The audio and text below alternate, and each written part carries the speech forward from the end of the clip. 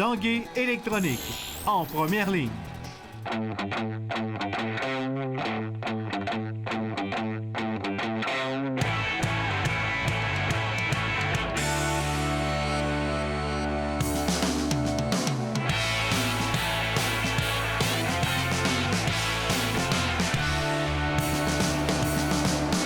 À tous, bon mardi, ici Carl Larouche, bienvenue à l'Esprit sportif. Dans l'émission aujourd'hui, un peu plus tard, une belle rencontre avec la boxeuse Ariane Fortin qui a obtenu récemment son laissez-passer pour les Jeux olympiques de Rio. Également une rencontre avec le boxeur Kevin Bizier, de retour de Sheffield en Angleterre. Mais d'abord, parlons de hockey. C'était le match numéro 3 ce soir des séries entre les Olympiques et les Remparts de Québec. Voici les faits saillants et les échos de vestiaire. Avant le début du match, quelques joueurs des Remparts sont honorés, dont Mathieu Boucher, qui se voit remettre le titre de joueur de l'année. Il s'agira de l'un des rares moments de joie pour les partisans des Remparts qui voient les Olympiques inscrire 3 buts au cours des 5 premières minutes de jeu. Vitaly Abramov, Alec Dosti et Gabriel Paquin-Boudreau portent la marque 3-0 avec seulement 5 tirs sur Evgeny Kislev qui a perdu sa magie des 2 premiers matchs. Yannick Turcotte tente de changer le rythme de la rencontre et laisse tomber les gants face à Dylan Callahan. Ça semble fonctionner puisque quelques instants plus tard, Louis-Philippe Côté vient marquer un premier but pour les Remparts sur des aides de O'Brien et Maheu, c'est 3-1. L'effet ne durera pas longtemps. Les Olympiques inscriront 2 autres filets avant la fin de la période. Le Russe Vitaly Abramov inscrit son 2e du match, tout comme Gabriel Paquin-Boudreau, qui profite d'une bévue pour porter la marque 5-1 Gatineau. Philippe Boucher en a assez vu. Kislev sera remplacé par Samuel Cardinal devant le filet à compter de la 2e période. Québec inscrit un 2e but à 3 minutes 27 secondes. Olivier Garneau est laissé seul devant Mathieu Bellemare et il en profite. Yannick Turcotte participe au but, c'est 5-2. Mais les Olympiques poursuivront leur domination en inscrivant 3 autres buts en 2e période, en route vers une victoire facile de 9-3. Québec fera face à l'élimination mercredi soir. Beaucoup de misère à m'expliquer un peu ce qui est arrivé. Là. C'est sûr que autant qu'on... notre gardien de but avait été solide, je veux surtout pas le blâmer, mais on aurait eu besoin de lui en première parce qu'on était vraiment pas là devant lui. Je veux juste pas revivre ce qu'on a vécu à soir. Habituellement, on trouve un moyen de travailler, puis de revenir, puis de se garder dans le match, puis à soir, c'est dur à expliquer. Parlons maintenant de boxe. 3 jours après avoir été dominé par le Britannique Kell Brook, Kevin Bizier était de retour à la maison. Il est revenu sur ce combat et sur ce chaos au 2e round en compagnie de Stéphane Turcot.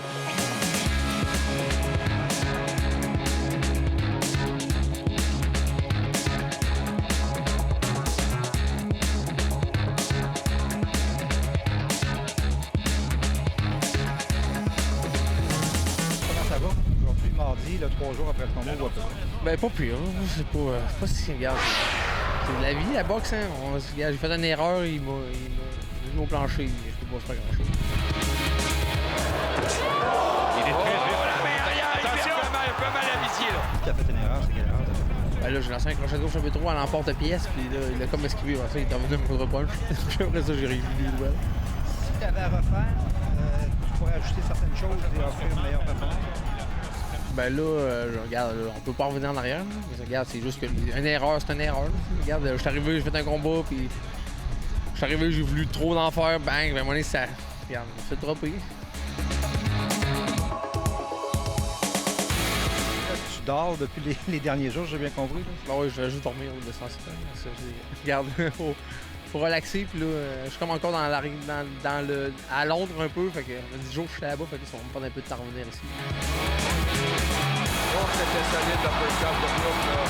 Comment tu te sens, là, avoir eu l'opportunité de te battre pour un titre mondial, puis là, tu perds, puis ça a été une défaite assez expéditive? Ah, c'est ça. Là, ça remet en question, c'est sûr. Là, on va juste prendre le temps de remettre les idées, puis recommencer. Là, je suis plus peinard, pour de vrai. J'essaie de penser à d'autres choses. Puis après ça, on va repenser à la boxe, que ça va être le temps. Parce que là, je vous y vont la semaine prochaine pour voir le reste de ma carrière. Bizier, là, il paye le prix, là. Le jab est vraiment incisif de la part de Brook. Je prends le temps de prendre une pause, parce que je vais reparler Yvon pour voir qu'est-ce qui peut arriver d'autre. Puis après ça, on va voir. Sur une échelle de 10, ta retraite, tu me sais où? Je sais pas encore, là. C'est dur à dire. Je ne peux pas te le dire là. peut-être je sais pas quoi d'autre. Fait que je vais vraiment parler à Yvon avant. Parler à pas mal de monde avant de commencer à prendre. Je n'ai pas eu le temps de parler à plein de. En superficie de mon prochain combat ou un autre combat ailleurs ou ici au Québec, là, je ne sais pas encore.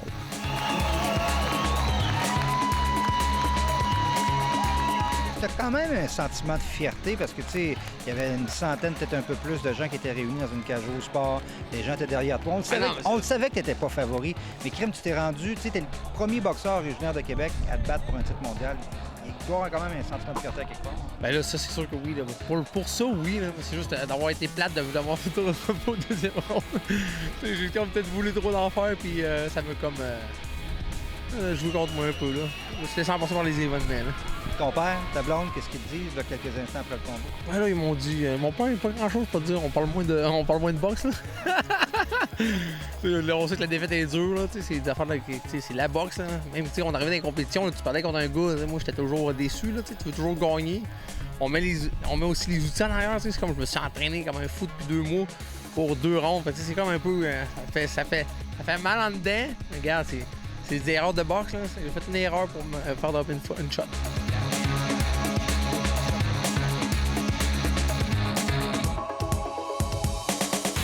C'est le gars qui t'a frappé le plus fort en carrière, ça? Ouais, lui puis un autre, là, il y avait Medina dans les amateurs vraiment qui m'ont comme marqué dans ma vie. Mais lui, c'est ça. Quand il est pesant, en plus, il bougeait bien. Fait que c'était difficile pour moi de. Mais tu regarde, c'est de la boxe. Une de ses grandes forces au champion du monde, c'est sa précision. Ça prend une vie normale, dans le fond. Là. Oh, exactement. Là, moi, je vais être comme, c'est ça, comme un peu tout le monde. On va au cinéma, là, je vais aller chercher mes enfants après la garderie, puis on va jouer chez nous. Ironie du sort, tu viens voir Superman contre Batman. Qui va gagner? Je pense que Batman. Je sais pas. Salut. Donc, Bizier s'est hissé jusque-là, mais il manquait quelque chose.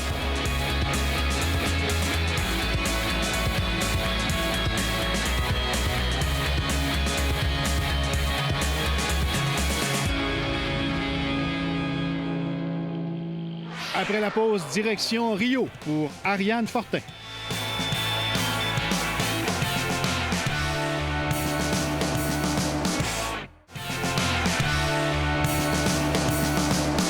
Ariane Fortin aura finalement la chance de représenter le Canada pour la première fois aux Jeux olympiques de Rio. C'est en gagnant un combat lors des sélections continentales en Argentine qu'elle a obtenu son billet. Reportage Jean-Michel Bourque.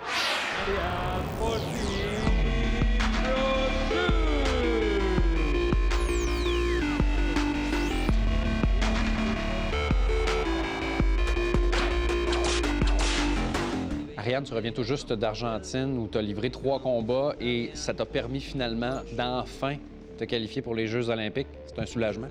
Oui, c'est un soulagement. C'est un gros mélange d'émotions, mais c'est de la pression qui tombe. Donc oui, un soulagement, beaucoup de fierté, beaucoup de joie. C'est un beau melting pot de tout ça. C'était des beaux moments là-bas. Comment ça s'est passé, justement? Ça s'est super bien passé. Je te dirais que honnêtement, là, en 15 ans de boxe, c'est le moment où j'étais le plus stressée parce que je parle du moment de mon combat de qualif, qui était ma demi-finale. C'était hyper stressant. Puis je suis quelqu'un qui, d'habitude, je suis capable de bien me concentrer sur ma stratégie, d'y aller au concret et tout. Puis là, je pensais dans le combat, je me disais, faut que je la touche plus qu'elle me touche, faut que je la touche plus qu'elle me touche. Les points. Oui, c'est ça, parce qu'en fait, maintenant, c'est jugé au round, mais bref, c'est ça. Évidemment, il faut toucher la cible le plus de fois possible. Puis c'est une fille qui est très physique, je savais qu'elle a moins d'habileté de boxe que moi, mais donc je savais qu'elle allait essayer d'amener le combat serré, beaucoup de tiraillage. Puis elle a réussi quand même. Je me suis donné un combat un peu plus dur, un peu plus serré que j'aurais dû ou que j'aurais pu en d'autres circonstances parce que j'étais stressée. Mais évidemment, dans des grands moments de stress comme ça, on n'a jamais une performance parfaite. L'important, c'est de trouver une manière de gagner. Puis j'ai fait ça clairement, fait que je suis vraiment fière. Ça, c'était la demi-finale et ensuite la finale contre l'Amérique. Oui, ensuite, la finale contre l'Américaine, j'ai perdu en finale, j'ai eu la médaille d'argent, mais j'ai vraiment bien boxé, j'ai fait le combat que je voulais, j'étais hyper contente, hyper fière de ma performance.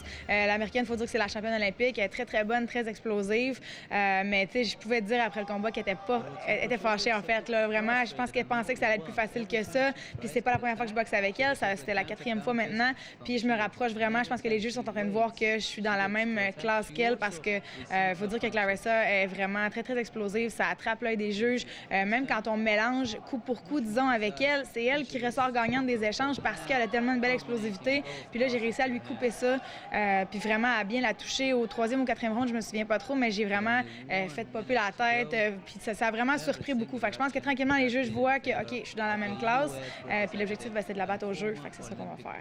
À partir justement du moment où on est qualifié pour les Jeux olympiques, dans quelle mesure là, ça change la préparation?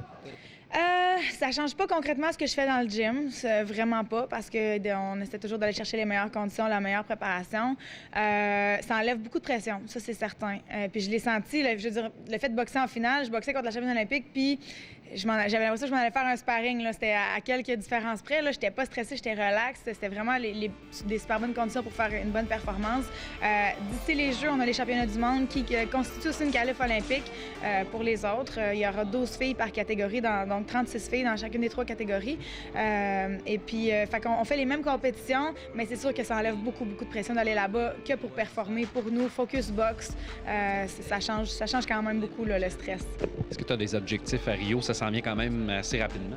Oui, honnêtement, mon objectif, c'est une médaille d'or à Rio, ça c'est clair. Parce que la médaillée, c'est Clarissa, puis je vois que je peux la battre et tout. Il faut encore travailler, il y a toujours des trucs à améliorer. Mais je vois, dans le fond, ce que ça m'a fait réaliser, cette qualif-là, c'est que c'est dans le domaine du possible. Je peux battre cette fille-là. Je le croyais, mais là, je l'ai senti.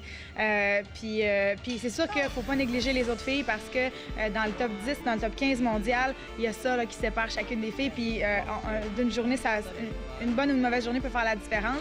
Donc, on prend personne à la légère. Mais c'est comme ça qu'on s'entraîne toujours. Quand on va dans une grosse compétition, on sait à peu près qui sont les tops. On s'organise pour avoir des partenaires d'entraînement qui ont des styles similaires. C'est comme ça qu'on se prépare toujours. Puis c'est ce qu'on va faire pour les mondiaux qui s'en viennent puis pour les Olympiques. Est-ce qu'on peut dire que Jeux olympiques, là, tu mises tout, là, c'est le moment culminant Oui, c'est certain. C'est le résultat de beaucoup de travail. C'est le moment que j'attends depuis si longtemps. J'ai pas pu. Il y a de la boxe féminine seulement depuis 2012 pour les femmes. J'ai manqué ma shot en 2012. Fait que c'est vraiment là que ça se passe pour moi. Fait que c'est sûr que c'est un grand moment. Puis je vais mettre toutes les conditions en place pour faire de mon mieux, pour performer de mon mieux à mon meilleur cet été au mois d'août. Bonne chance. Merci. Voilà qui complète l'esprit sportif pour aujourd'hui. Demain, entre autres, il sera question des championnats canadiens de boxe qui auront lieu bientôt à Québec. Bye bye, à demain.